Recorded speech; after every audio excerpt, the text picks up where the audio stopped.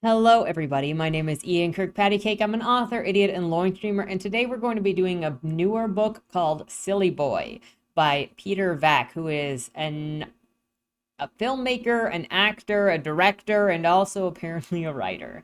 This book stumbled upon me very randomly this week, and because I didn't finish the much longer book that I say much longer, it's like 500 something pages. But because I'm taking longer to finish that book, and that's a book I'm very excited to bring to you for the discussion, unfortunately, it's taking longer to read. So this one was a shorter one, and we're doing it this week instead. And hopefully, in the next week or two, I'll bring the other book for the discussion because I think the other book will be a lot of fun. But this one probably be interesting as well. But before we get started, number one, if you enjoy what I do here on the channel, please remember to like, share, and subscribe for more. Number two, if you would like to be featured on the channel, check out the links down in the description below. The number one way to be featured is through Plight, the monthly prompt writing contest, where I give you a prompt, you write a short story using that prompt, and on the first Monday video of the month, we bask in your creativity. The second way to be featured is if you are an indie author and you have a book out or a book that is coming out. If you submit the first chapter to the Fresh Meat feature and your cover, that chapter will be read here on the channel to hopefully help more readers find your work. The hardest thing is that discoverability, and hopefully I can offer something in the form of at least that. Working on as many ways as I possibly can to share the works that you guys are putting out. And sometimes it's in the form of book reviews or book discussions, and other times it's more often in the form of the Fresh Meat feature, because that I can do without having to get deeper into it like I do. The third thing is, if you would like to check out any of my books, they're available at any of your favorite places to get books, including the local library upon request. My newest novel, Body More Zero, will be coming out in October, featuring these two gentlemen, the most unlikely of brothers, and their difficult beginning. And I hope that you enjoy it as much as I have enjoyed it, though I will not be surprised if you don't. Casey is particularly difficult. And I understand that. With that said, let's jump into the book review of the day. So, Sillyboy. I saw this book by chance as a review was recommended on my YouTube homepage, actually. You know, I get references, I get random inserts onto my page all the time, and sometimes it's other booktubers or book reviews or trope lists, and sometimes I click them to just see what's going on, see if I can't discover anything new, and well, the title of the video and the title of the book caught my attention, and then it helped that it was a shorter book because I was not ready to talk about the other book that I'm reading quite yet, especially since it's been a busy weekend. So we got this one. What I like most about reading contemporary books is that they give you an eye into what people are thinking about today, what people are rolling over in their heads today about current circumstances, and how people see the world right now. You know, stuff that was written in previous periods, we're going to get a reflection of that time. Things written today are going to be reflective of the lives of people today.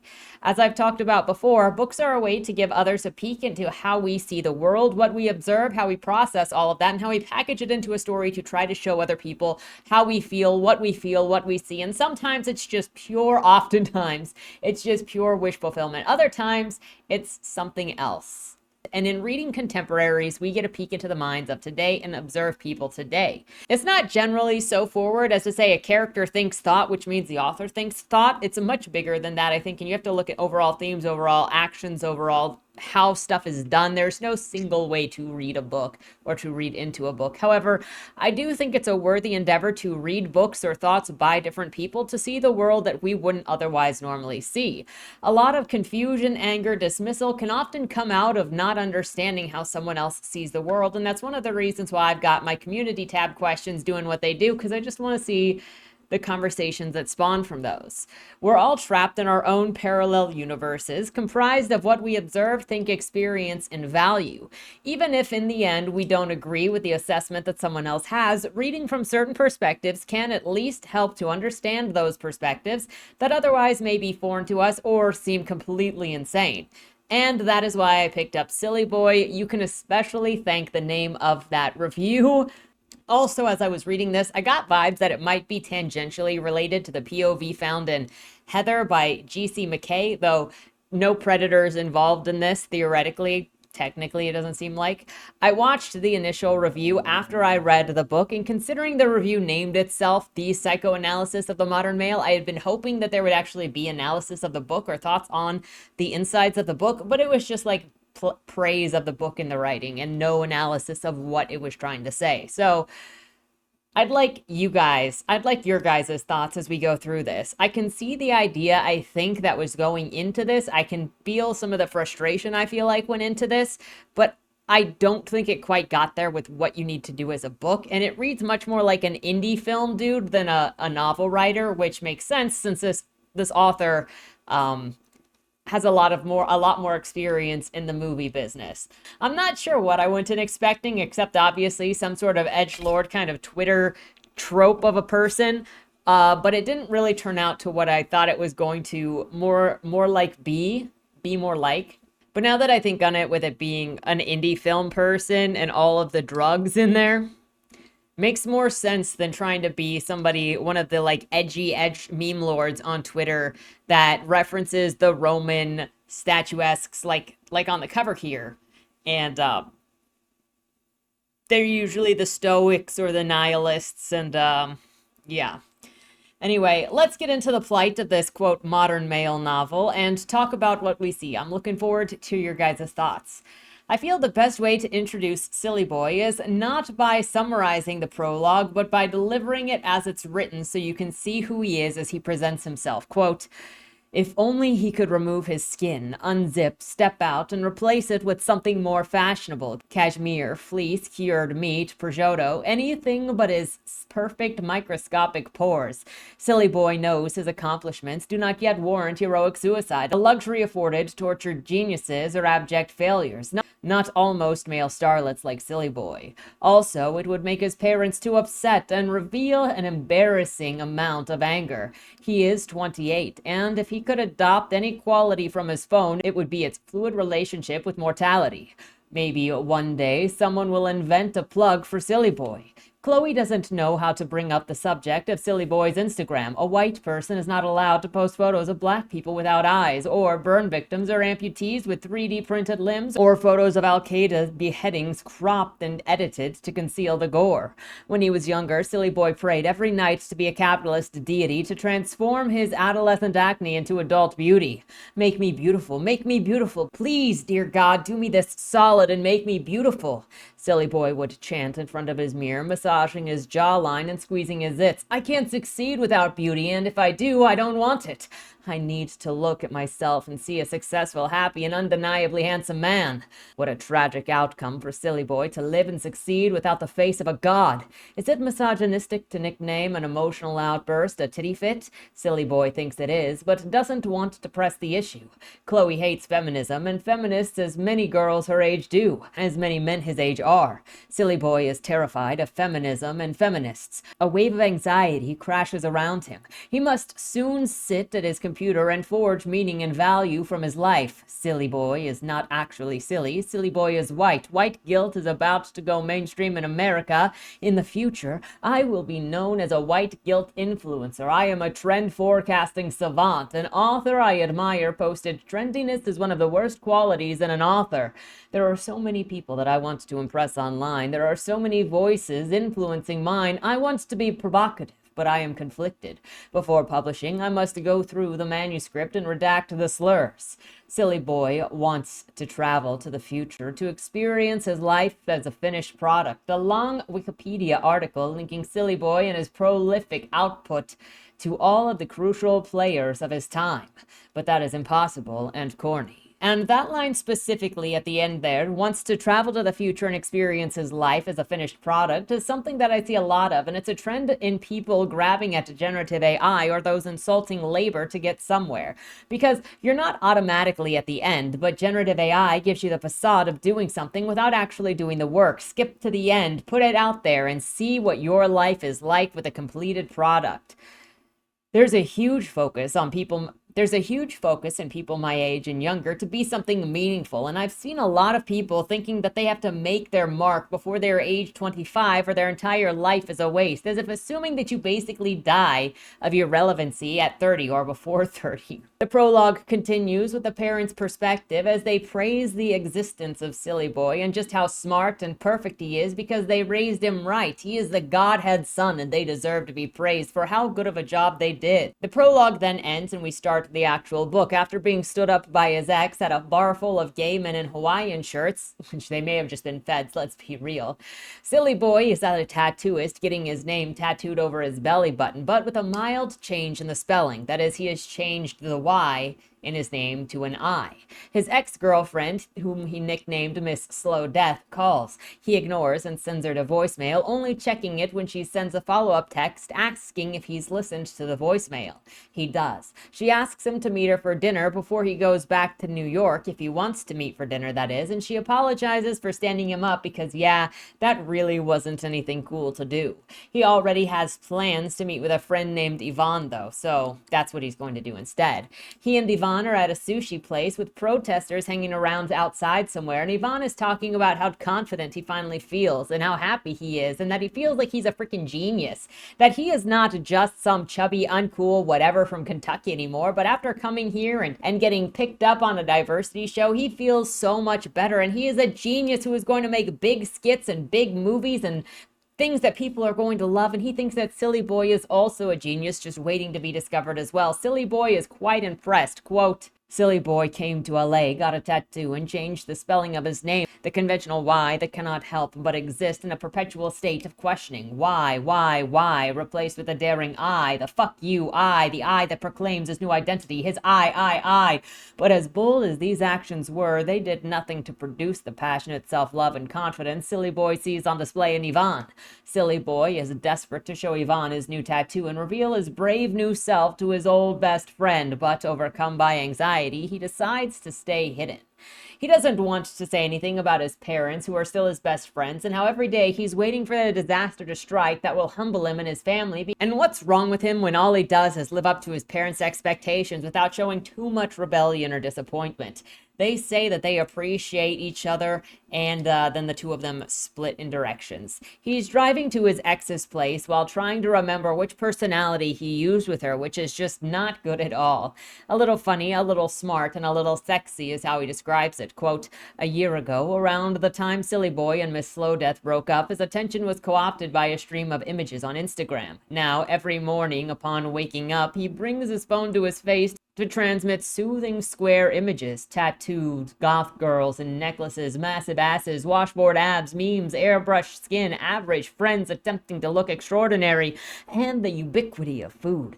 Miss Slow Death has a private account, and Sillyboy wouldn't dare risk the anxiety of a request, so her image is absent from his feed, her face receded into memory, diminished by weed and offloaded to his phone and the hard drives piling up around his desk. He's thinking about his tattoo and how it means that he's finally cool, finally rebellious and authentic, and he's made a promise to care for himself and do something for himself.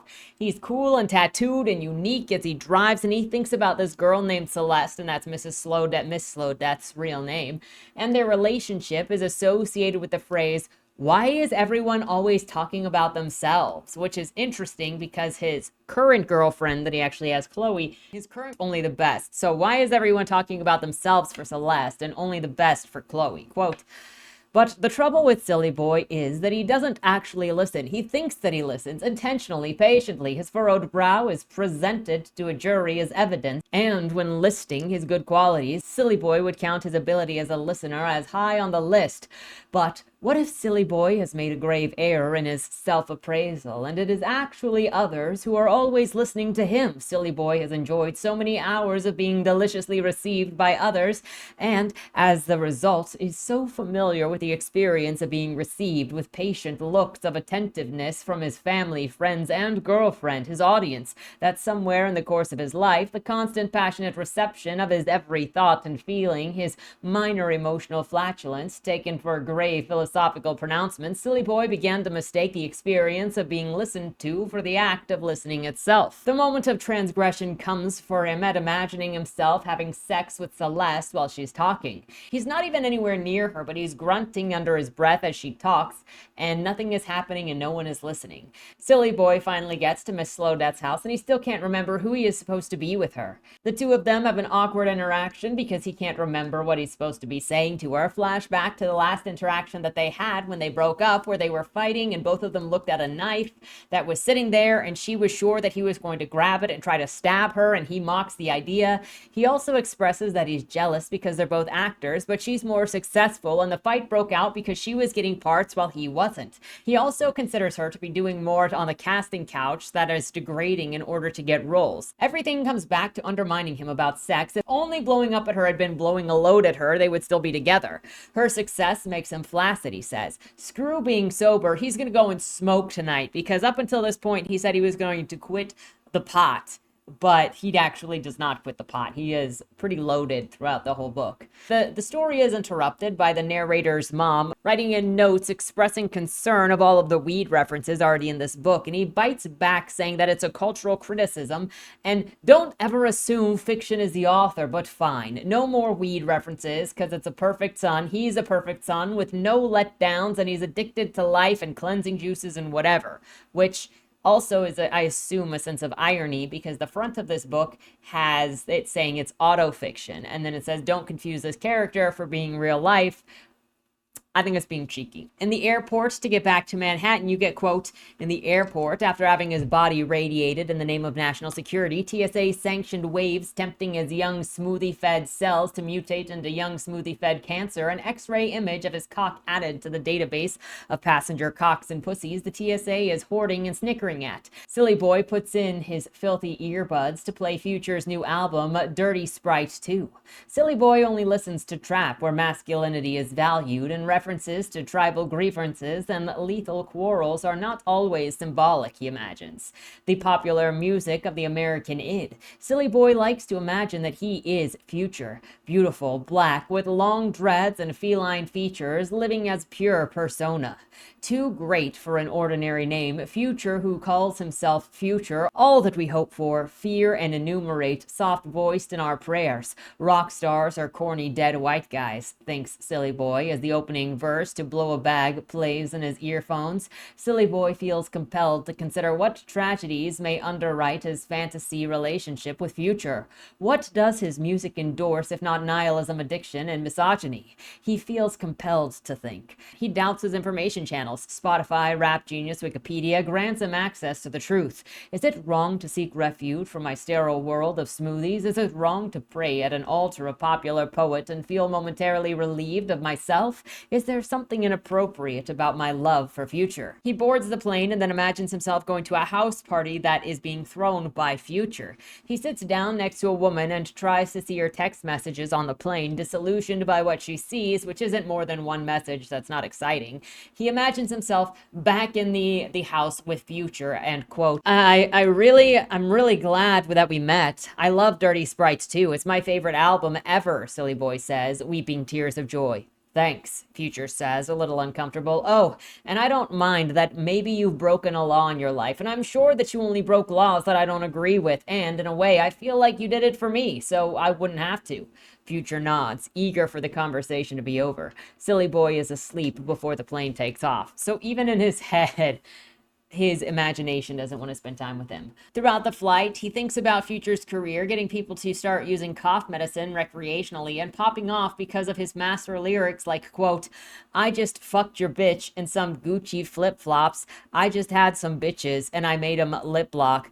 I just took a piss and I seen codeine coming out. We got purple Actavis. I thought that it was a drought. Sillyboy is the biggest fan of this music. It speaks to him on a spiritual level.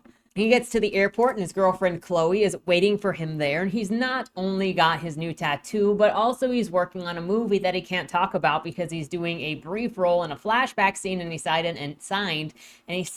NDA. He decides that he's not going to do movies anymore because it's just not fulfilling. Quote, never again will he submit himself to the bipolarity of the acting profession. Never again will he humiliate himself at the feet of another jaded casting director and spill his soul to an industry that sees him as a scrap to be bought and sold at an auction of human souls. There is enough money in his bank account to afford him time to find another way to capitalize on his imagination. Like all millennials, Sillyboy believes himself to be in possession of the highest quality imagination. What worlds exist inside me, Sillyboy muses. I am in awe of my capacity to create create, and it gives me so much joy and also so much angst. Sillyboy longs for the days when his genius is no longer undercover and he can walk down the street in New York, Berlin, Tokyo, or Dubai and feel the energy of hundreds, thousands, or hundreds of thousands of probing eyeballs. But what excites Sillyboy even more than the fame and the future contents of his future thoughts? The coherent tapestry of his future genius. Oh, the riches that I will unleash into the world will leave no one unmoved, either admiration or disgust. I will prove strong feelings. My work will flood academia. On the summit of a manicured hill somewhere posh, an institute will be erected in my name, the Sillyboy Institute for Genius. And after the complete works of my unedited thoughts are published and released, the world will have a brand new philosophy, a redefining of every foundational idea, a towering of achievement kept safe for posterity in the Sillyboy Institute for Genius, or the Institute for Silly Thinkers, or the Institute for Sillyboy the Genius and his silly acolytes, or the Sicilian School for the Preservation of Silly Thoughts, or whichever name I choose once my philosophy is codified. In fact, language may soon be extinct, replaced by pictographs related to thoughts and actions associated with moral elegance. They kiss, go home, have sex, and Sillyboy shows off his new tattoo and feels more badass. Chloe wonders what Sillyboy was doing in LA and wants to check his phone. She's sussy of him and is talking to him, but it's weird, beyond weird. Quote, and as her fingers dented his shoulders, as their boots struck the pavement in unison, as the smoothness of her cheek chafed against his stubble, in this moment of closeness, Chloe knew that Sillyboy was preoccupied with himself. Chloe imagined an application paired with an implant that could live inside a Sillyboy's brain and transmit his thoughts to a podcast. People all over the world would subscribe to their service with the algorithm that parses a partner's thoughts and compiles those tabbed as relevant, thoughts relating to betrayal, to unspeakable desire, and to the unshared criticisms about each other's genitals. As she seeks what he is thinking, he won't tell her. Then she asks why he never asked about her day. And he says that he just expects her to tell him if she has anything going on because that's what his family does. And she's like, well, I wish that you had more interactions with people other than your family because that's not normal. And so she goes into Instagram. Quote, Chloe liked to tell herself Instagram is not important and frequently shit-talked friends whose lives revolved around the social media value. But she craved that value. She craved the life-affirming K. She needed to look back on her life and know that she won the primary race of her time. I am not shallow, Chloe thought. For me, this is business. My tattoos will make my Instagram famous, and when they are each a work of art, my schedule will overflow with appointments, and I will be rich. She would make her mark on countless strangers, and in 60 years' time, all of their bodies, once so young and hip, on the brink of extinction, laced with her ink, faded by time, quaint relics of a past aesthetic, will die, and her artwork will vanish, but her Instagram will live on for eternity as an archive of her life, of the person that she was, of the art that she made, of her beautiful body, of her beautiful face, of the memes that she reposted, proof of her content status and existence in time, valuable to tens of thousands of eyeballs. Chloe's not the only one obsessed with Instagram because Sillyboy is also obsessed with Instagram, if not on Instagram more than his girlfriends have ever been. Then Sillyboy asks about Chloe's day, and she talks about someone not showing up for a tattoo, which whatever, it was annoying, but she's not confident about doing colors anyway. But then all she got to do was watch World Star Hip Hop Vine compilations until her next appointment, and she's like, don't you know how annoying those are? Meanwhile, this guy named Otis has full body tattoos that people were taking picture of randomly. That's her boss, I'm pretty sure, is the best way to describe Otis, because she is an apprentice underneath Otis. And so she's like, saying how people randomly take tattoos or take pictures of Otis because he's head to toe in tattoos, and says that it's weird and how having tattoos suddenly makes people think that you are some kind of public object that they are allowed to touch. Quote, this woman came up to him literally as he was holding all of these shopping bags full of shit. She was like in her late 30s, white, possibly from Long Island, seemed sober, but she started to like ask him if she could touch his arm. Whoa. That's fucked up. And Otis was like, no, you can't touch me. Of course not. You can't just go up to strangers on the train and ask to touch them. It's like if you went up to a black person and asked to touch their hair, or like, I don't know, if you went up to take a photo of an Asian's eyes. Is that similar though? Yes, just because I made the decision to have tattoos doesn't turn me into something a stranger can touch. And the fucking white woman took out her phone and snapped a picture of him. So fucked. I don't know. Trust me, it's fucked. You can't touch people or take photos of them because you're fascinated by the way they look. My mom takes photo of any baby in the wild that she thinks is cute. That's weird. My mother's old, it's benign.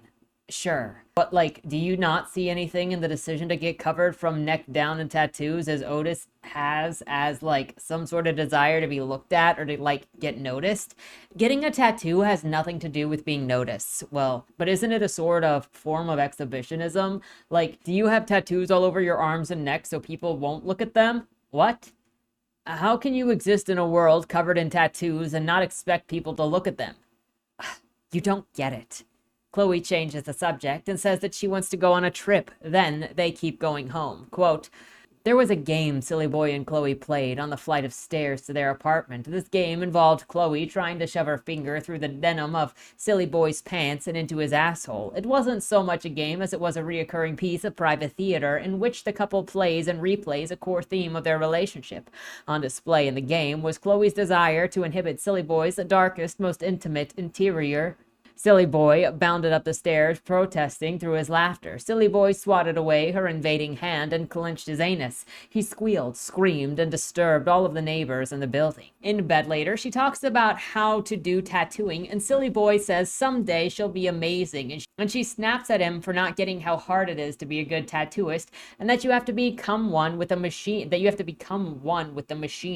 Don't fight the vibes, become them. And Sillyboy wishes that he could be like Chloe. She talks about a coworker that is so good, he basically becomes another person when he's working, and that turns her on. And they get jealous of each other, and then they have sex because jealousy makes them both horny.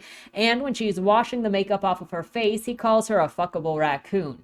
As the 40-year-old neighbor cranks Justin Bieber, they have sex in the shower. In bed, she wakes up at 3:30 a.m. and thinks about posting a picture of Sillyboy's sleeping face to her Instagram in order to get back at him for how much he makes her think of him. She decides against it and wonders if he's talking to other girls or really just at coffee shops writing screenplays every day.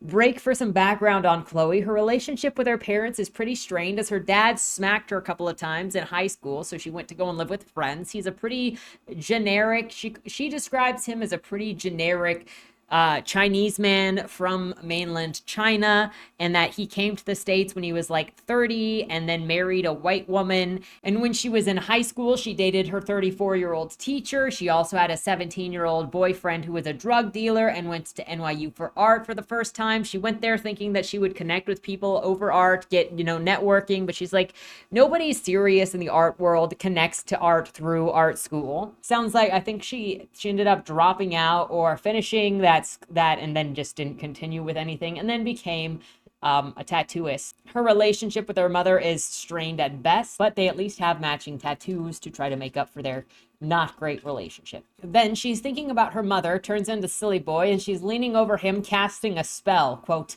my mother is the kind of woman who would participate in genocide if she was commanded to do so. Women to the right, men to the left, she can see her mother's deadly thumb pointing this way and that, presiding over a mass grave without emotions. She betrayed my father and our family. She is broken. How can Sillyboy possibly sleep through this? First it was our neighbor, and now my thoughts. These are the thoughts that you wake up for. Chloe moves her hands, still charged with improvised Reiki, to cast a spell on him. Wake up, silly. Wake up and love me more. Wake up and need me the way I need you to need me. Wake up and hold me in your arms. Don't think of other girls. Don't look at other girls on Instagram. Think of only me. Talk only to me.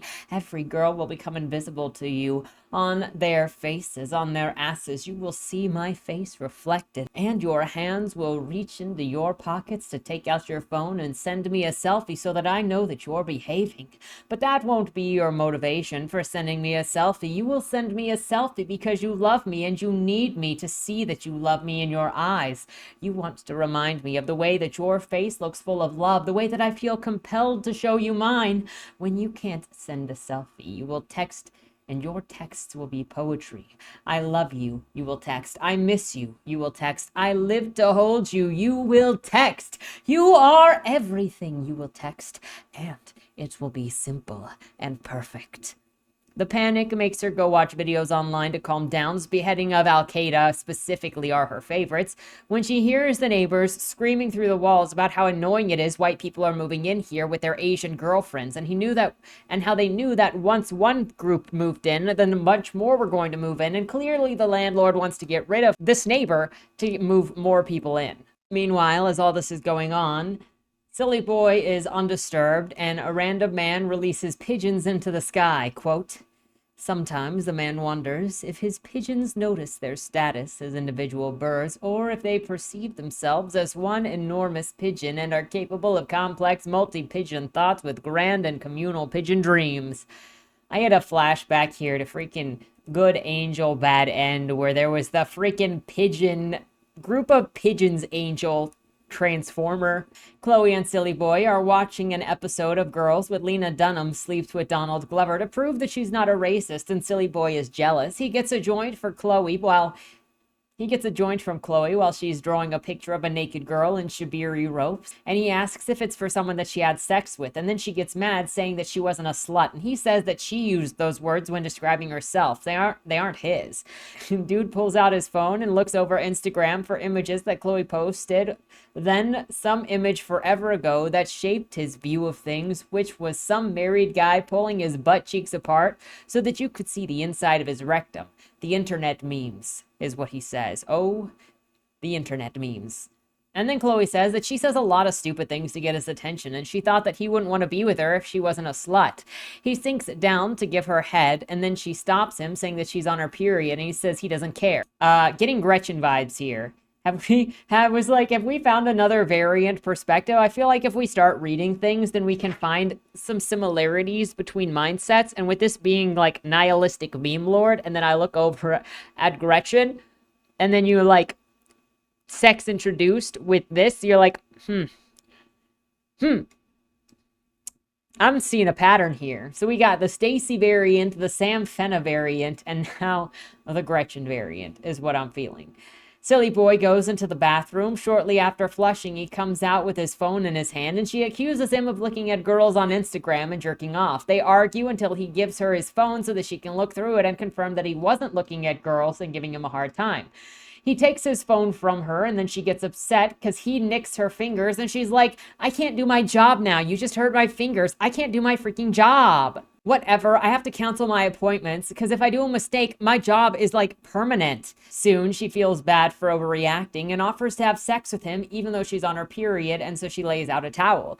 I genuinely wonder what the obsession is with this mindset of the doomer gooner edgelords and making sex super dirty every time it's with a girl, like in this way. It's an obsession at this point, and it's possibly a fear. Let me know what your thoughts are specifically on this issue, because I feel like it's too coincidental between Gretchen and this. Anyways, they finish and she apologizes for taking his phone, and then they say that they love each other. Also, she apologizes that her vagina has gotten extra folds in it, and she admits that she was afraid of him looking at her phone because she didn't want him to see that she was looking at labiaplasties, which takes me back to freaking Hello Kitty Must Die. Is this a yuppie Asian variant? Because you go back to Hello Kitty Must Die, there's also a moment in here when he gets her a Hello Kitty necklace. Sillyboy wakes up anxious and plans to drink coffee as he waits for the pot to level out, and then he's going to go and work on his screenplay writing. He says, quote, for Sillyboy, acting is a bipolar profession. Long periods of inactivity punctuated by sporadic bursts, mostly of failures, but sometimes of the sweetest success known to man. A handful of months or days of work a year, lucrative enough to support a life of a vegetable leisure, or long periods of idle time for an ambitious boy to wrangle himself into rigid discipline and claw his way up the creative hierarchy. He knows that in order to prove himself and show off his genius, he must write his own screenplay that he has to star in, and it'll be groundbreaking. Quote, Sillyboy's first stab at the launching pad centered on a character named Lad the Bad, a meth head motorcyclist married in his 1957 Showa Cruiser, think lube in the exhaust pipe, who set off on a journey with a mute underage prostitute to find and kill the man who raped and kidnapped his mistress, a stripper sex therapist. In the realm of Sillyboy's flawed conception of himself, he was perfect for the role of Lad. But as he crafted motorcycle chases, barroom brawls, and conferences with a Native American mystic, all in service of saving a biracial damsel in distress,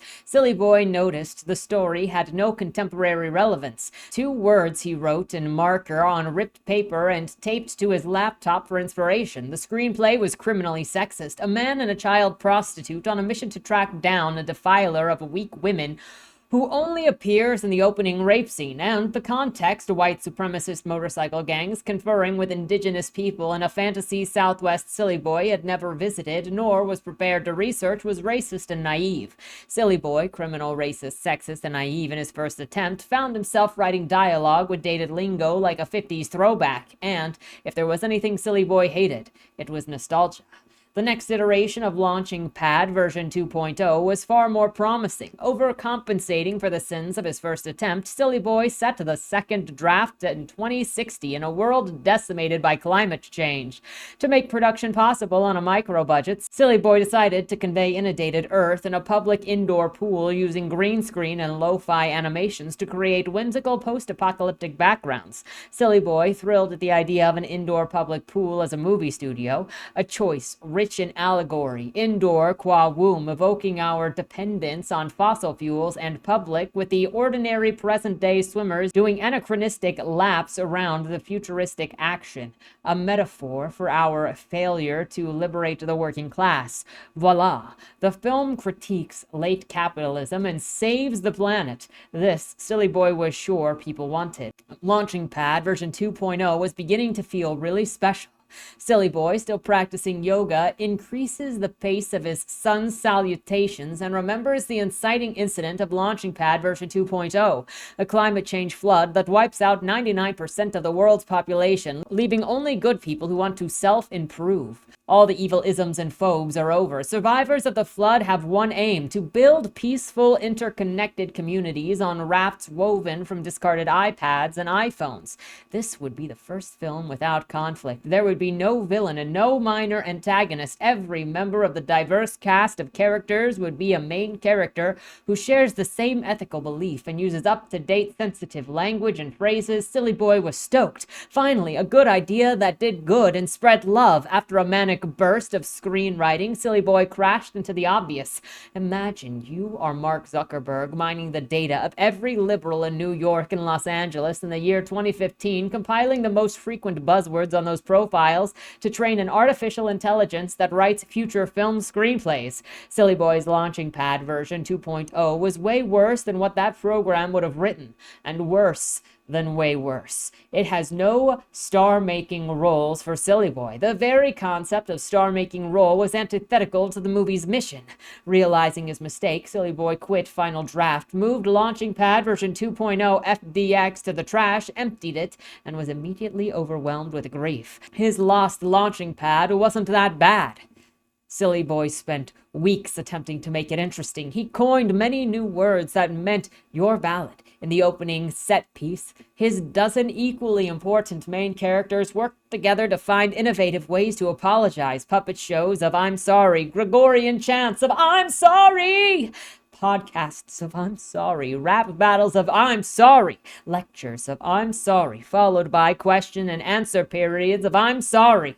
Chloe wakes up, sees Sillyboy doing yoga, gets kind of mad that he's ignoring her, and then they go off to have breakfast plans. She smokes a bong, he follows. They argue about the music that he likes because she says that Future is sexist and violent, and Sillyboy says that he's not going to listen to sad white person music, and that he likes Future because Future's music might be mean to women, sure, but at least he's having fun, and that's what matters. You got to listen to the hopes of the story of the music, not what the lyrics actually are.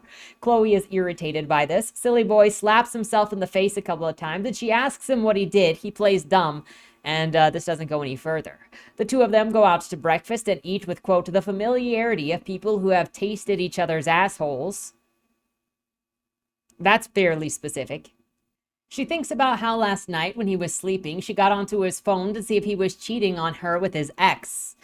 But all of the messages with Celeste were only work related, and she was sure that the lack of evidence was actually evidence of his cheating because it showed all of the things that couldn't be said on the phone to leave a paper trail. Then she looked through the messages from his analyst, which kind of sounded like it was a therapist, and sees him complaining and finds that he is completely vain. And he says, quote, "Another terrible day to add to what feels like an endless and unending cycle of terrible days.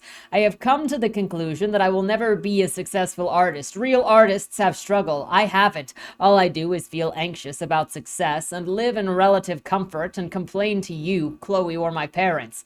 If only I had a story to tell, something real or dangerous, something that spoke to the relevant struggle. If only I was black or a woman or gay or all three.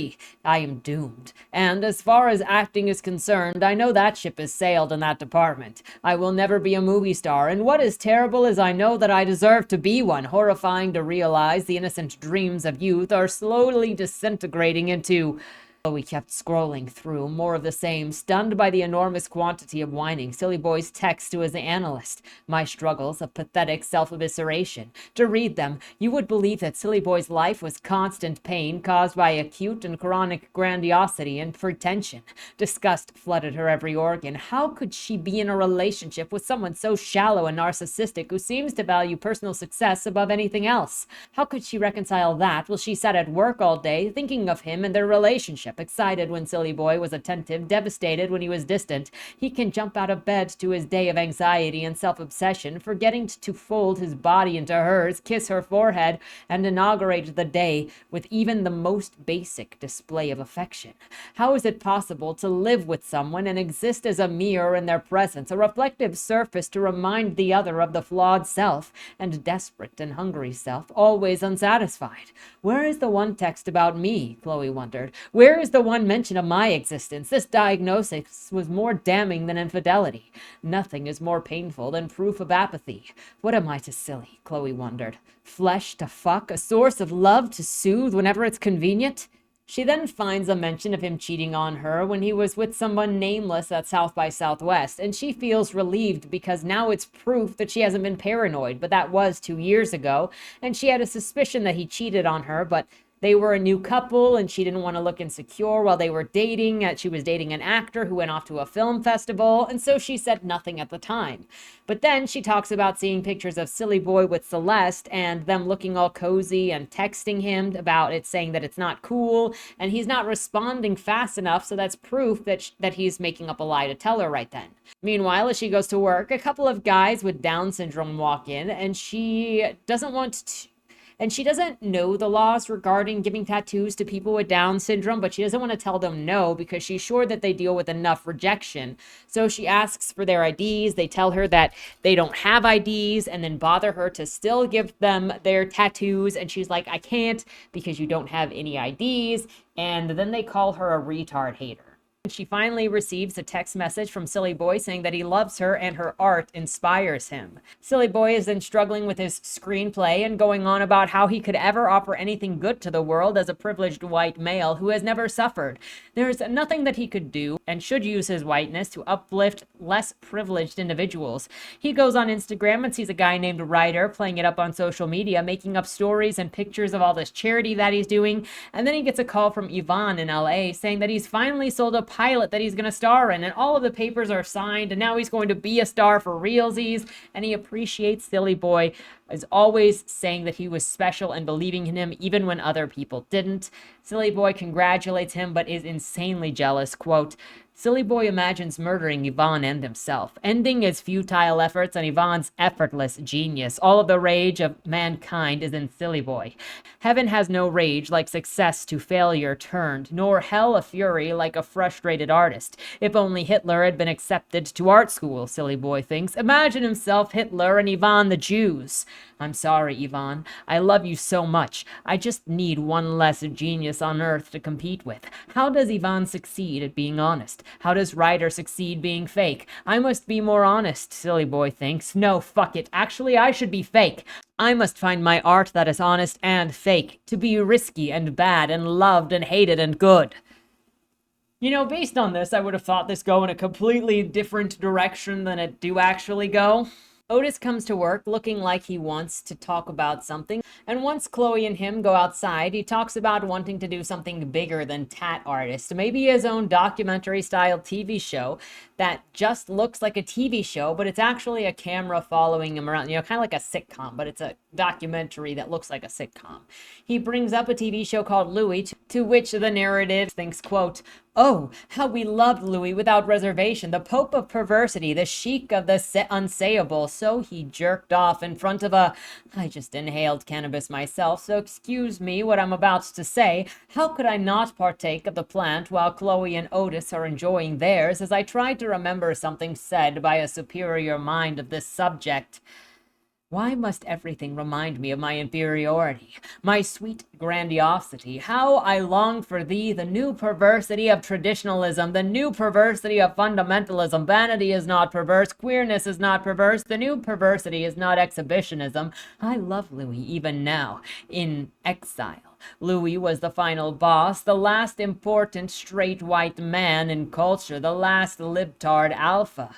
There will be no others. We straight white American men grew up wondering how we got so lucky to be born this way. We had pulled the trump card from life's deck, but children neglect analysis. We did not seek to know why we had been born on top, the highest place from which to fall, and fall we did. We crashed with Louis, millennial men, our eyes now lidded with anxiety, either apologizing or raging and spitting. We were brutal in youth, imagining sticks were rifles and beating our chests, and then at dawn of adulthood we were told to despise our built-in rage, while others on the wrong side of history, as if history ends with an award show and not all-encompassing flames, celebrated theirs. Which side to choose? Must we choose? I remember now. The superior mind said something like this: Louis was the man on top who played the man on bottom.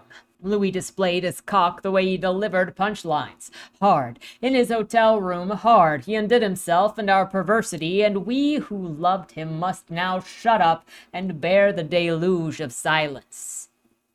Is that talking about Louis C.K.? I don't watch a lot of sitcoms, okay?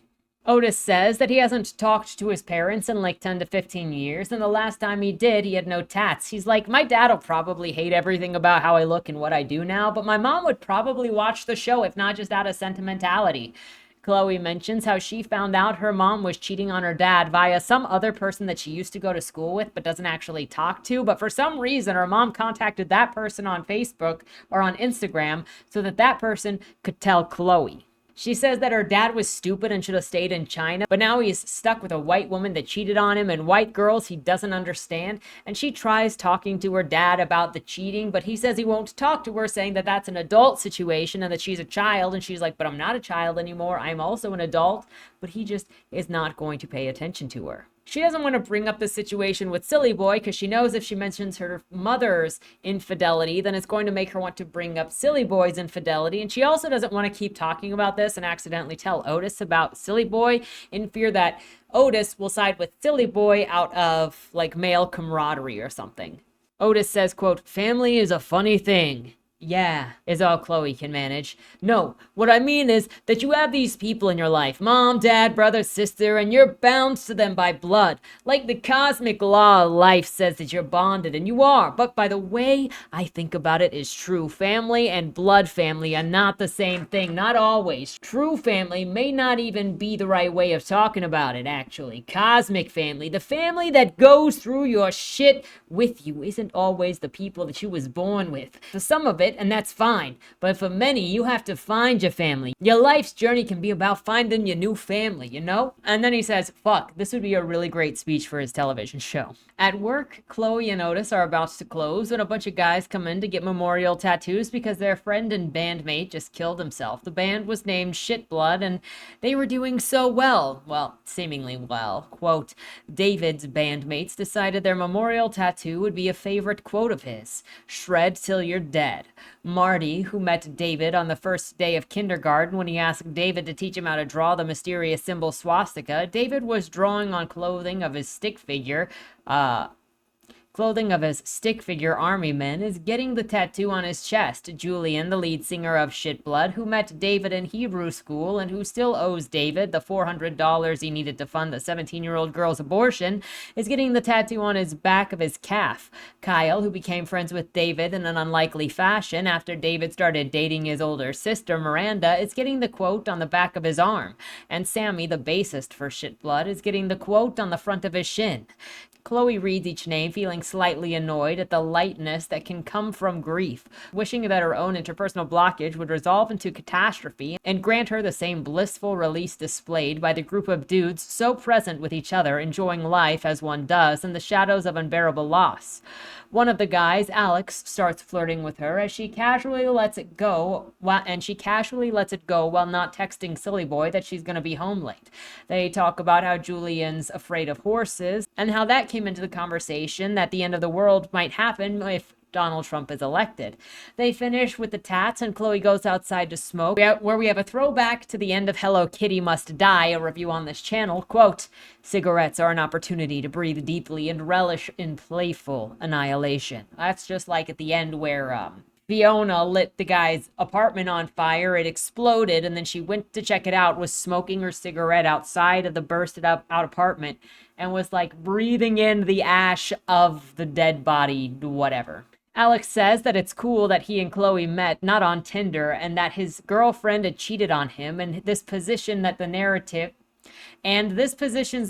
to go into a meta rant. Quote, "Alex looks down at the concrete tiles, his body emitting the energy of genuine suffering, as Chloe acknowledges once again how those who lead with blustery shows of confidence are often the easiest to injure. Chloe looks away and smokes in silence, her focus drifting back to the dumpster, 10 or 15 yards in front of her. Structures built to receive the building's refuse. Not so dissimilar from the role that she is forced to play, first as a receptacle of Alex's attention and now his pain. And aren't we all full of unprocessed garbage, rotting away, emitting toxic fumes? I am sick. I am not well. When are we getting back to sex? I know what you're thinking, and you're thinking about fucking. How could you not be? Why are you reading this book with its coiling title, likely marketed to you with some smug shade of pastel garnishing the cover? Pastels are everywhere, infantilizing us, wrapping the neoliberal disease in the palatable capitalism defanged by matte packaging. Just add white to saturated pigments and the result is clean, feminine, and easy to consume. I had nothing to do with the design, I assure you, nothing. Every design I suggest, and I suggested many underprivileged artists who would have gained much by the collaboration, were ruthlessly rejected. Yes, it was fucking hard, wet fucking. That brought you to this book. I wonder how critics will appraise my attitude towards sex after this tome lands on the new and noteworthy tables of the chic bookstores in urban centers.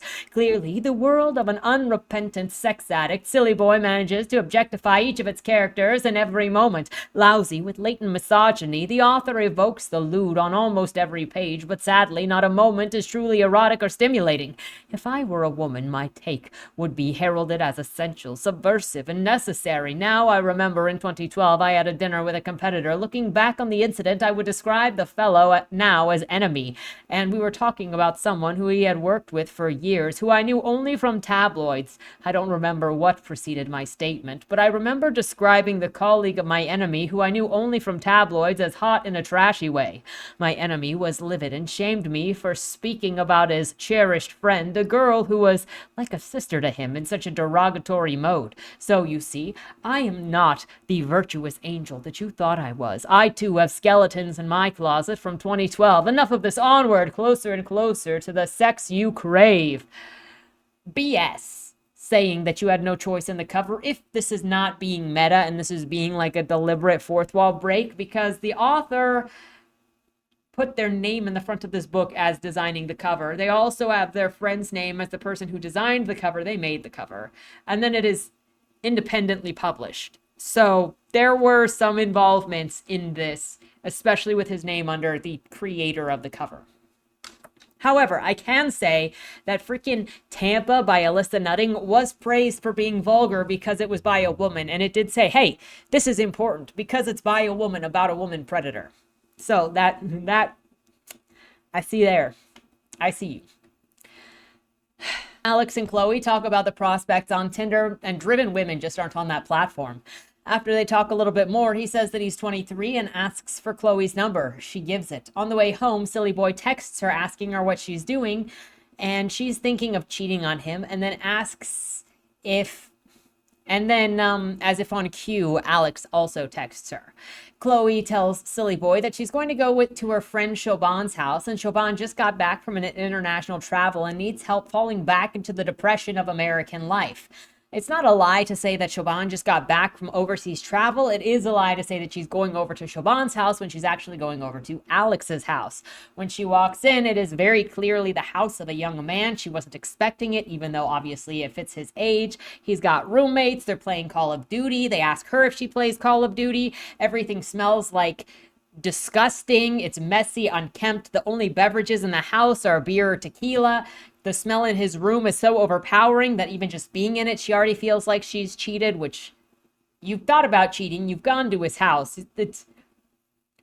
Even if she didn't follow through, she would probably need to tell him to come clean if she wanted to be clean. He thinks that if she was murdered today, Sillyboy would just call Shoban and then find out that she lied that way. However, quote, Chloe realizes with nostalgia that her fear of being murdered at the hands of a strange or semi-strange man has subsequently decreased since moving in with Sillyboy. The fear of being murdered was among her most reliable companions during the period of promiscuity that preceded her relationship, moving freely from boredom of one potential murderer to another. Chloe is glad that she is soft and weak and is not jealous of men for a handful of biological advantages that disconnect them from life's sweet precarity. Precarity is a word my word processing software was not designed to recognize. I just added precarity to my copy of Microsoft Word's internal dictionary, and I can't help but wonder, is this my resistance?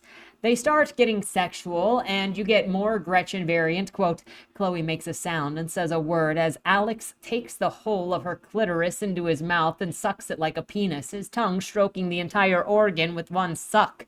With each suck. This man has eaten a lot of snatch, Chloe thinks, amused, as snatch returns to her vocabulary after a long absence. Sillyboy's rage is still in the room. Now owned by her, it intensifies her pleasure. Chloe shudders, feeling closer than ever to Sillyboy. It only took 20 years to discover how the clit grows colossal with mischief. They use a condom with the first go/oral, and then the second go they don't because she's on birth control and he's out of condoms. Afterwards, she thinks everything over as she lays with Alex and wonders which part of this interaction with Sillyboy hate the most. Chloe heads home thinking about how much interest Alex took in her and thinks, quote, it was charming. It was fate. There is so much to learn about this Alex who looks like a prince and fucks like a king. Oh, this is as bad as Sillyboy could possibly imagine. The thought, now a personal meme, comes back to her, and all of her fears are confirmed. Sillyboy and Celeste need not have fucked to be plotting elopement. A decent conversation is all it takes, and not only Celeste, but also every single girl that she has worked with, passed on the streets, and seen on his feed. They are all competition, and Chloe has lost the will to fight. She must return to Alex. Alex the wise, Alex the faithful, Alex in whose presence she was confident and loquacious. Alex, who saved her from neurotic apologizing. Alex, who would save her from all of her life enraging inequities. Their perfect partnership commencing in his shoebox room strewn with diatrice. Chloe, the only ray of light capable of bending past his enormous, impractical, perfectly adorable air conditioning unit. At work, she texts with Sillyboy and talks about wanting to bang him when she gets back because she feels bad and she's thirsty all over for him. They sext a little bit. He sends her a picture of his cock. She says how horny she is. They flirt some more. Back at work, she gets to her first job that's not a friend or practice or an apprentice and is thrown off because she feels like she should be punished for what she did to Alex, and instead, she's having good luck. She gets home and Sillyboy says that he also had a good day at work and she feels bad, smells like sex with Alex, and asks Sillyboy if he will pack the bong while she goes and takes a shower so that he doesn't smell the sex that's on her. Once she gets in the shower, she screams because she thinks that he's going to see the debauchery on her body, but he's like, what are you doing here? Just lean out and suck on the bong from the shower. It's going to be fine. And then he talks about how the open mouth tongue out face, which I assume is the hentai face, which has come up like 2 or 3 times in books I've read this year. Surprisingly, one was Sam Fenna's that was constant. Where else was it? But he says how it's done all of the time on social media to look attractive and how it is something that would be created in this time period. Quote, "Do you know what it is? Actually," Sillyboy continues, "that face. It's like the essence of late capitalism reduced to a facial expression. Does that make sense? It's the body defining itself as an orifice for consumption. Like we're transforming the face into nothing holier than a hole for pleasure and consumption without consequence. We have cut ourselves out of the higher impulses. Fucking mouth open, tongue out. We are jokes. It is really the perfect invention of the day. With your mouth open, you can't. The will to fight is destroyed. Has anyone ever gone into battle with their mouth open and their tongue out like that? It's not possible. Nothing radical is possible. Revolution is not possible as long as that hideous juvenile expression defines us. I get that people want to look sexy online and to be obscene and attractive to the opposite sex or whatever, and it's not a big deal, sure, but that's just like right in the center of the point that I am trying to make. Why? Why is it no big deal to present your face in a photo that will live forever on the internet as a basic fucking orifice to get fucked? Like, there's my open whole world, here it is, but God forbid you ever do anything to actually question my behavior or offend me or question my perfect fucking politics, then maybe God have mercy on your disgusting, problematic soul, for I shall call you out publicly on the internet. I will scream about you in the modern Coliseum, the stadium packed with everyone you have ever met, everyone in the world, and that, my friend, is murder. That's the exact same thing as murder. No, Sillyboy laughs, I'm going to write a think piece on open mouth. That's the title of the think piece. Perfectly pampered whiteface and blackface performers of identity without substance, without anything really other than constant projection of opinions, of ideology du jour, without anything, without real analysis. It's so stupid. It's the worst nightmare. A society of bullshit consumers of things and ideas and people and activism. Today's activism is a fucking outfit. Hashtag your entire belief system that no one really understands. And I know that you think this is stupid or trite or mean or privileged or white or misogynistic or something, but actually, I wish what I was saying was triter. It's not trite enough. My hope, my sincere hope for humanity is that we live to see a day when the shit that I'm saying actually does sound stupid and old, like a thing of the past. Everyone we know is benefiting from the structures that we claim to be oppressed by, unless they're actually fucking poor or victimized, which not a single person we know is. Sorry. So I don't want to hear that shit from them, online or offline. And one last thing before I shut up. I know each generation had their like gestural tropes or whatever, like throwing up the peace sign, but the open mouth, tongue out thing, or when a person sticks their fingers in there, the like sexy in quotes face that we show to the world, that is actually a mask we use to distract people, and especially ourselves, from the gruesome fact that while we post our cute fucking cool nonsense bullshit into the void, we are literally adding currency to the fascists who actually run shit. The oligarchs who would liquefy every single mouth open, tongue out in concentration camps the second shit actually started to hit the fan. Or maybe they would all just fly to Mars on a handful of Mars planes and leave us to burn up and die. I was getting the Sam Fenna feels for this this little miniature rant here. The screeds of, are you afraid to say something online about something and you need to have a receiver of your rant? Chloe says that he sounds weird, alt-right, and he says that he won't send her the link to the post when he posts it up. Fine, whatever. And he's not alt-right. He's so far left that he is left out. Eventually, he changes the subject by telling Chloe that she should tattoo him, and she's excited by that, considering it's going to be her brand on him.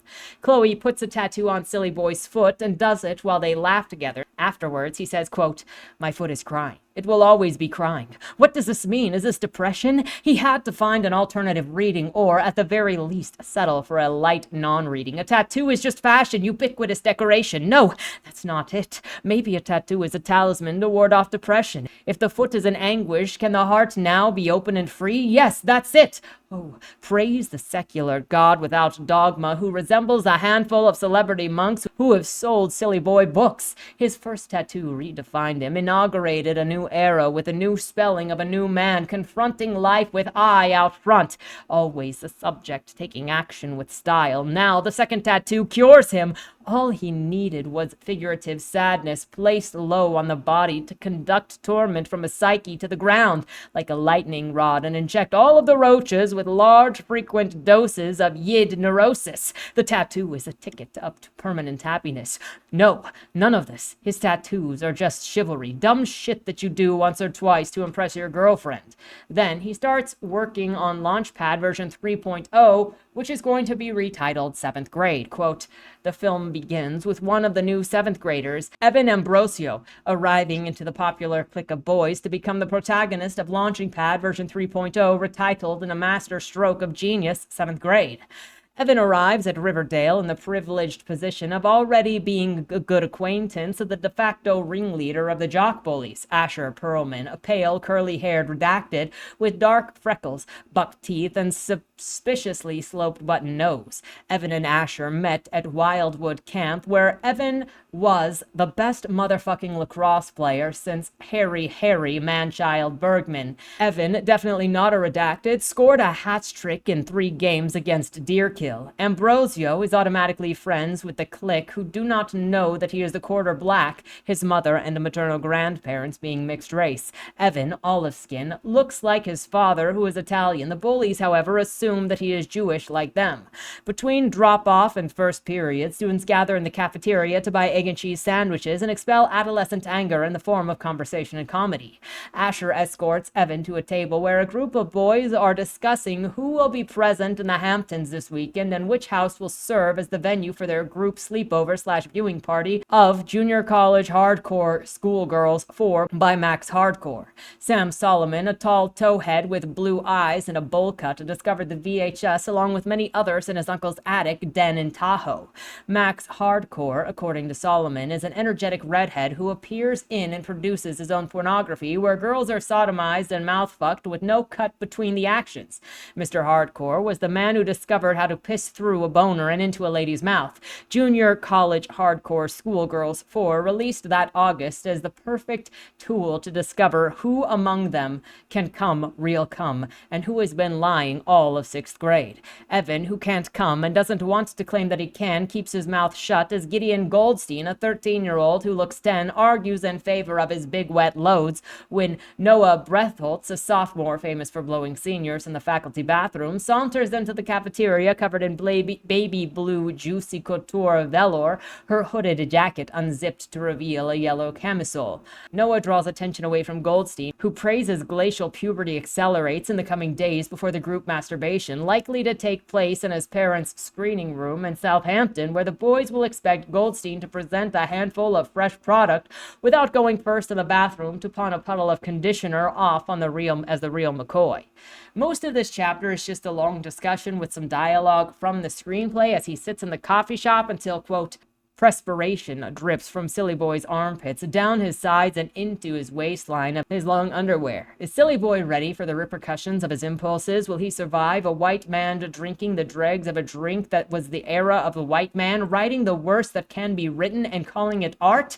Sillyboy looks up from his laptop to a black man sitting across from him wearing an oversized blazer and a layered, tattered, cable-knit sweater. He knows, Sillyboy thinks. This guy knows that I've been writing Redacted, writing it and rewriting it. For the past hour and a half, Sillyboy feels the eyes of a woman around his age, a copy of I Love Dick next to her laptop, covered in stickers, glances at his face, then away. She knows too, as will my mother, as will every woman in America. I write characters who degrade, objectify, and verbally abuse women. Sillyboy will not survive. Finally, an idea feels worthy of his time and effort, a screenplay that must be written. Sillyboy imagines the coffee shop in the court of public opinion and the freelancers hunched over their laptops, doing their personal best to change and subvert the culture, or the jurors. I am not a racist. I am not a sexist. Those are my characters, not me. Sillyboy wails at the mob, gnashing their teeth, ready to pounce should he admit his characters and their hate are taken directly from his memory, and that for the first time he is using his own experience as material. Should he include this as evidence for the jury or save it for the film comment? Isn't truth what audiences crave? Truth and identity? Identity plus emotion plus craft plus time equals art. Does it not? Is his identity off limits? He imagines the barista around him judging him and, quote, Sillyboy collapses to the fetal position and takes the position he thinks that they want. It's all my fault. I am to blame. I am a white man. I am a man. I suck. I am trash. I am trash. I am nothing. Kill me. Just kill me. Please kill me. The mob explodes in a chorus of jeers, throwing coffee cups, some of them full, at his laptop and face, driving him into the street, disgraced. Sillyboy returns home, feeling morally bankrupt. Chloe asks him to tattoo her, no matter how bad it looks. She wants the words "only the best" on her. Those are the words that they used to define their relationship when all others failed. The origin of the phrase initially came up from when he was on a show called Incel. Quote, a CBS procedural centered on a celibate hacker recruited by the CIA to track down religious extremists plotting terror attacks. Critics instantly cried Islamophobia, another forgettable addition to a white savior canon. Entertainment Weekly gave the series a lukewarm review, but praised Sillyboy's preternatal fluency with dull, arcane dialogue. Sillyboy loved that line and considered making a personal website now that he could finally include a link to press. However, the show was canceled, and as the face of Incel, he wasn't getting any new jobs. Meanwhile, his girlfriend at the time, Celeste / Miss Slow Death, was getting nonstop praise and jobs, but especially for her first job that was a major role in a movie called Girl Boss. She was praised heavenly, worshipped even in the papers. Quote, a star is born, and Miss Slow Death, Eric Cohn, described her in IndieWire, a talent who touches down once or twice in a century, a vessel. She is not merely acting, she is channeling the ancients. The camera doesn't adore her, it falls on its knees in worship. Miss Slow Death privately denounced the reviews as objectifying, but still it was reposted with a long caption and loving emojis. This reads resentment to me because it is. He's mad, he cheats, gets dumped, runs away thinking that there's nothing for him in LA, and eventually returns back to the city possessed by fantasies of revenge against Miss Slow Death. First, he needs to set up an account on OkCupid, though, to find a girl to have sex with. Quote, new to the online dating, the first thing Sillyboy notices as he scrolled the rows of available girls was their age displayed prominently next to their photo and username. Contained in this function association was revelation. This was the only tool available to a man nearing the twilight of his 20s for meeting and fucking barely legal girls. Sillyboy's formative years were lived in a fantasy world created by teen porn. Sillyboy was drawn to this pornography as the actresses and videos resembled his high school peers, sitting cross-legged in hallways with low-slung jeans revealing ass cracks, whose juvenile confidence terrified him, who he had never the poise nor audacity to approach. Porn producers were eager to present the age of their actresses to the viewers and draw attention to the hard numerical value of the girls. The closer to the legal rock bottom, the more valuable. Sillyboy's favorite videos included an interview before fucking in which the man behind the camera asks the girls questions to show her personality. The kinds of videos often took the format of humiliating audition, which Sillyboy found deeply relatable. And he focuses specifically on OkCupid. He focused specifically on finding girls who are 18 or 19 because they're still in his teens. And even when he was a teen, he never actually had sex with a teen. And he feels like he's getting to the age where he can't morally excuse it if he preys on teens. That is where he found the girl named Chloe. When they're on their first date, he's already having porny thoughts, which reminds him that this is not actually a porn. And then she's talking about how she was conked out in high school on drugs that, mellowed her out. Dating some drug dealer, her mom was abusive, dad hit her, but he's a typical Chinese guy, so it's not a big deal. And her parents aren't in love and should get a divorce, but he's too proud to admit that. So she moved out of her house to live with some friends during senior year. And so she just kind of trauma dumping on him at this point. She goes, look, I'm only telling you all of this now, so at least you know, so then you can make a decision based on what you want to do with all of the facts. They go back to her place, get high, have sex, and then start dating after that. They don't talk much during their dating time, and he doesn't reveal much about himself. Meanwhile, he also interjects, quote, after more thinking about recent bad experiences in which I've tried the opposite of a ghost and was chastised for my insensitivity and awkwardness, making what should have been a casual fling feel overwrought with unnecessary importance, I wonder now if ghosting is humane. Is a breakup necessary after a handful of encounters? Is the practice of ghosting even new, or is it an evolved language to classify what we have always done with lukewarm feelings? Let the unwanted other fade away. Maybe ghosting provides a comfortable mystery that protests the spurned, and, though publicly much decried, is privately welcomed as insulation around the sting of rejection.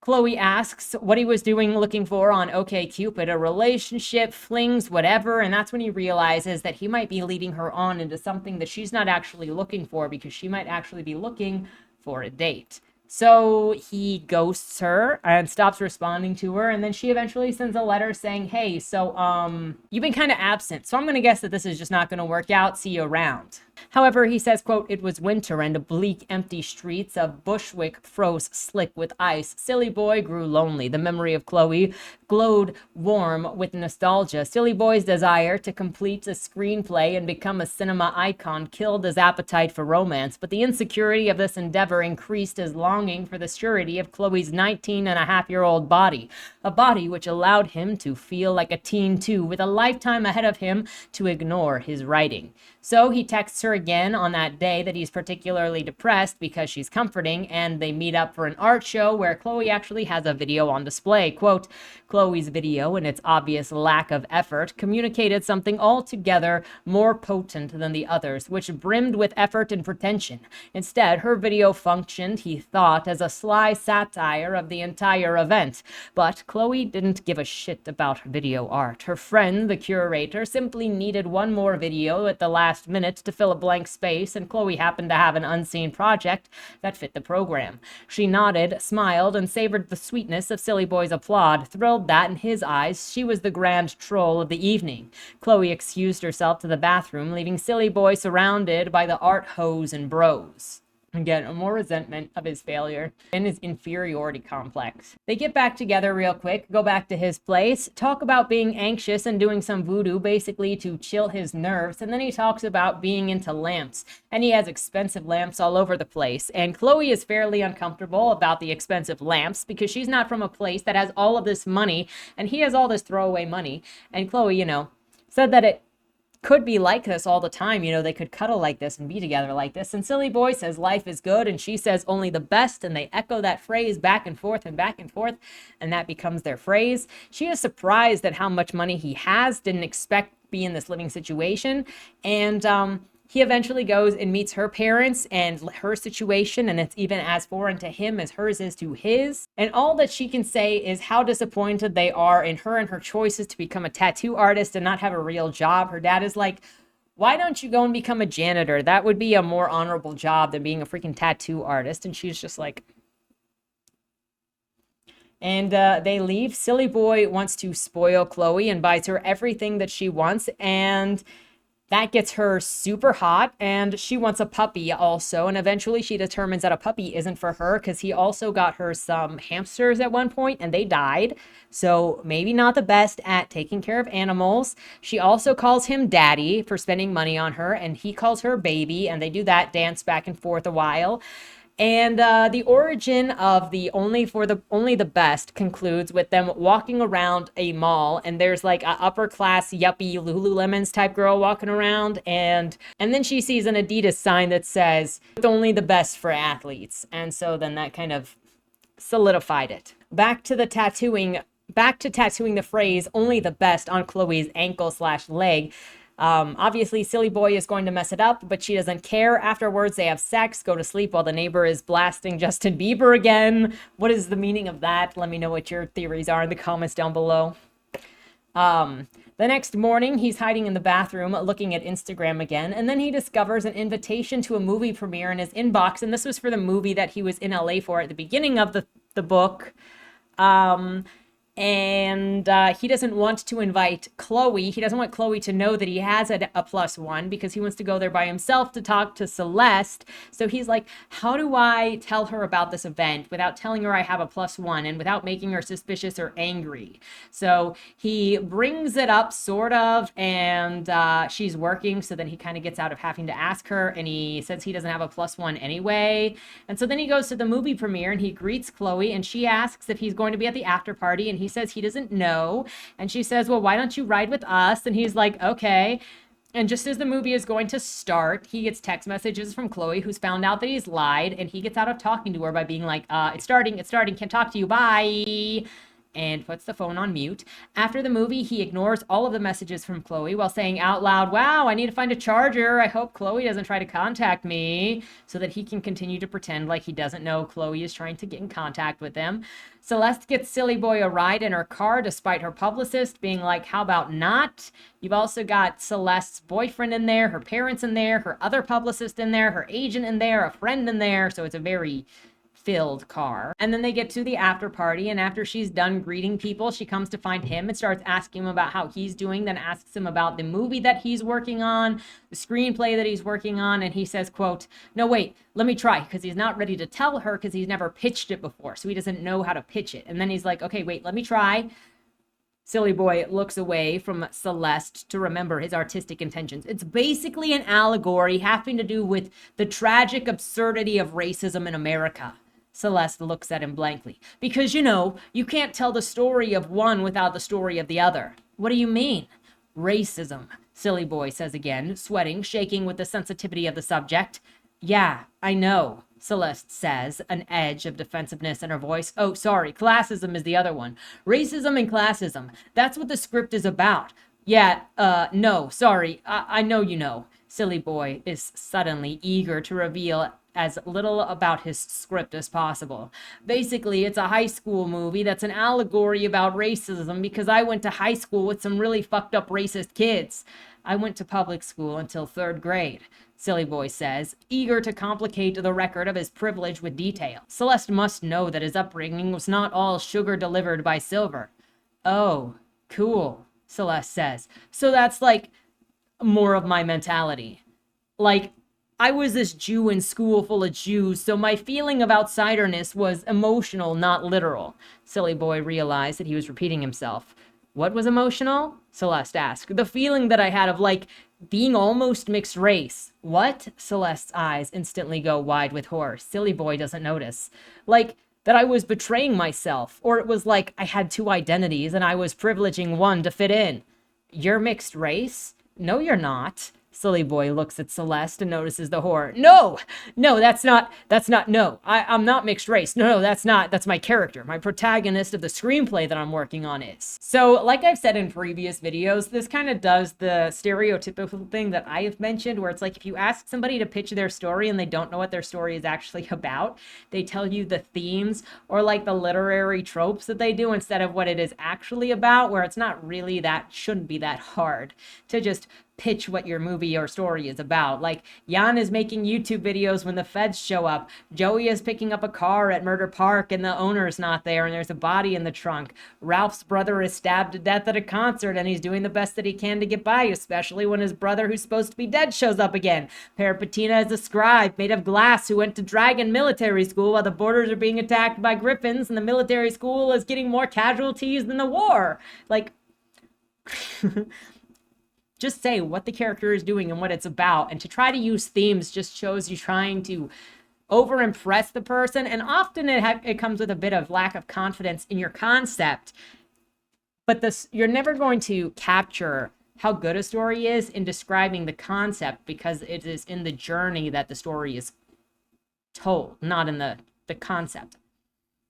Anyway, Silly Boy keeps going, quote, Celeste's expression settles into a low-grade contempt as Silly Boy is struck with a horrifying realization that he is saying things out loud and in public that sound and are perceived as racist. Silly Boy is certain that he is not racist. He shakes his head in disbelief. He is on the outlook for black friends. He will even need a black friend or two to give him notes on his script. When he is finally finished with it and decides to produce 7th grade, I am not a racist, Silly Boy says says to himself in a calm, intelligent voice that he designed for these moments. Barack Obama is my favorite president. I voted for Obama twice. I cannot be a racist if I want to make movies. Hollywood is the worst place for a person to be a racist. He realizes that Celeste is not interested, is embarrassed by how much time he has spent at this party, knowing that Chloe is at home and upset, so they say goodbye, hug, and he leaves. Returning home, Chloe isn't mad. They have sex. She apologizes for texting him and the fray that she did, and the next day, Chloe realizes that she has to bring up a tough subject because men never bring up tough subjects, and she goes, so, I know you cheated. And this breaks into a random epilogue where it says he's working on his screenplay, avoiding the third person, because recently he saw a billboard that said the third person narrative is white supremacy.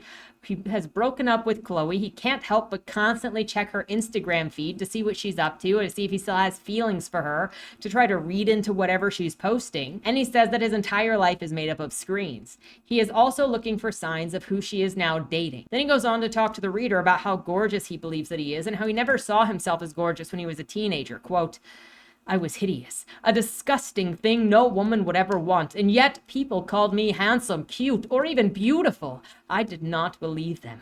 I thought that they were taunting me. All I wanted was beauty, and I did not have it. All I wanted was to be desired, but I was terrified of girls. What would happen if I were to have sex? Wouldn't I then become overwhelmed by love? He goes on for a while about feeling insufficient and then, quote, wearing new skin. I saw a new face. My features developed in all of the ways that I always prayed that it would. Jaw widened to match my long nose, which renovated from bird's beak to statuesque. The bones in my face became definitive planes, and my beard matured from disparate smears to an even dusting of divine makeup. I became my only true moment of becoming. I became beautiful. Oh, how I will fall. How far there is to fall now. I think, gazing at my reflection, so I fuck like it is illegal and I am dying. I finally understand why I overuse semicolons. They remind me of pussy. Like, see the gash in the clit? I am avoiding the present. I have been avoiding the next part since the beginning. I should have started with the end and wrote backwards toward the beginning, and that would have produced something with a happy ending at least, which may have been therapeutic during the period of great beauty, misery, and fluttering between the screens. Returning to the actual story that he was avoiding telling was the fallout with Chloe.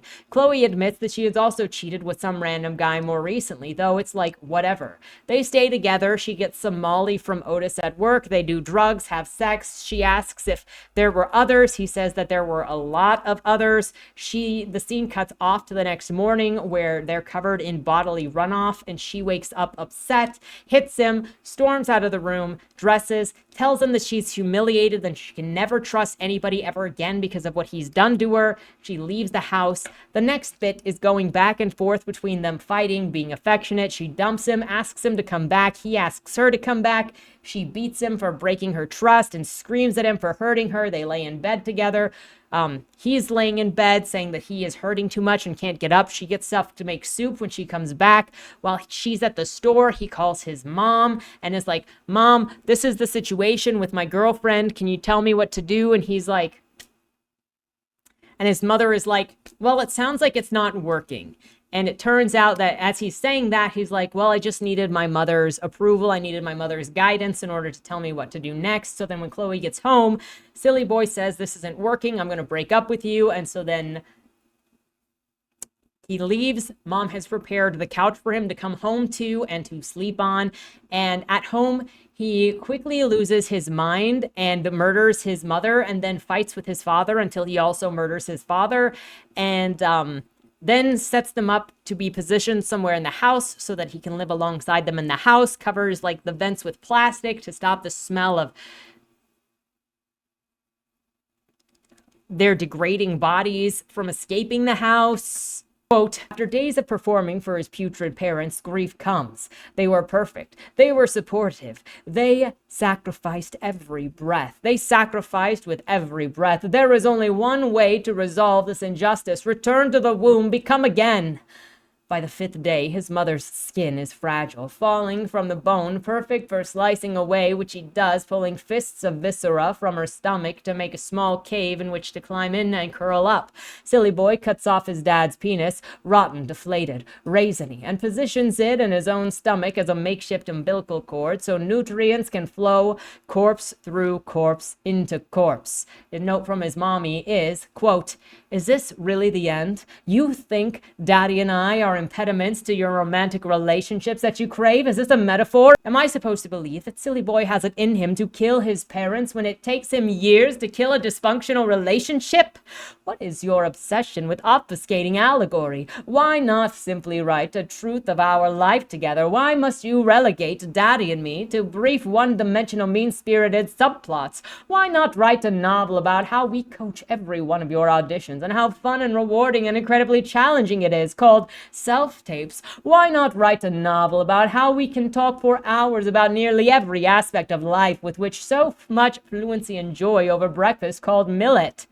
Why not write a novel about me called Mommy? Anything but this. Is this edgy? I feel this is empty. Our time together is limited, and now is the time for everything to shift, for you to start protecting me. I wanted so much to enjoy this book, and I did manage to enjoy some of it, but this ending, I don't endorse it. I know that I promised I would not interrupt again, and I barely allowed myself to be this direct when criticizing your work, but..."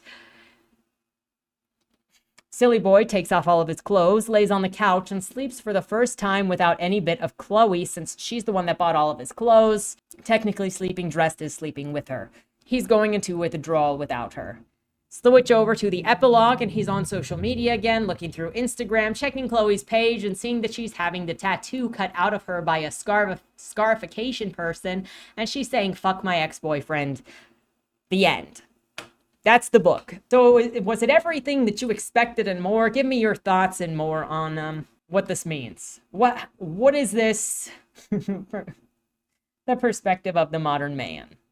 Millennial man. A couple of other thoughts. This book isn't so much about character or story. It exists to create a screed, a complaint of ever-growing list of people who think that they have something profound to say and want to make a difference, leave their mark, but they have nothing except a couple of shallow, cheap relationships. One of the most poisonous ideas, I think, to creative endeavors, period, is to somehow think that you are the voice of a generation, the voice of a nation, the one-time voice of an opportunity. I have seen people go crazy thinking that their books are prophetic and that they are going to be the gods or goddesses leading into the new world, marrying somebody else who is a con man, and then driving themselves crazy when they release their book and it doesn't do as well as they think it does, and it's still going on. In typical edgelord fashion, though, I would like to bring up, this book does look like it has a cover that is AI generated, because if you look at the phone on this chick right here, she's got 5 fingers, no thumb. So there is that. Let me know what you think. The book also has the author's name as the person who made the image, and then Chris Habib as the person who designed the image, whatever that means. Is this story AI generated? Who knows? A lot of it is dialogue. It very much feels like it was written by somebody who has more of a background in movies, because it much more feels like a movie. This book called itself auto-fiction. How would you analyze the mindset if this was inspired by a true life? I don't know anything about the author of this book, so I don't know if it would be considered auto-fiction or accurate. If you know this author better, let me know what you think in the comments below. Personally, I'm a little sick of people using the term auto-fiction or autobiography or inspired by true events, and then they're like, well, it's got a bunch of made-up stuff in it, but also it was reality. The interesting commonality I see among men and women in current year fiction is this porn addiction. In a lot of media, the characters are positioned to be shallow and horny and obsessed with also just being degrading and vulgar as possible, and that there are no relationships involved in any story that are meaningful unless they are sexual, and that includes familial relationships. It makes me think of the number of stories that actually just kill off the parents, because, well, you can't have a sexual relationship with the parents, and the times that the parents aren't killed off commonly turns into something sexual. I'm looking at you, the Wild. Looking at you, buddy boy. So, I've also seen people take friendships, companionships, rivalries, business relationships, every kind of relationship into something sexual, because for some reason, other types of relationships that are not romantic or sexual don't seem to have as much value in among some modern authors. Not all authors, because you can find various things, but there is a commonality, a subgroup of modern people that do this. Let me know what your thoughts are on that in the comments down below. That's all that I've got to say on this. So I'm looking forward to your guys' thoughts, interpretations, theories. With that said, have a great weekend. Thank you for watching, and don't die.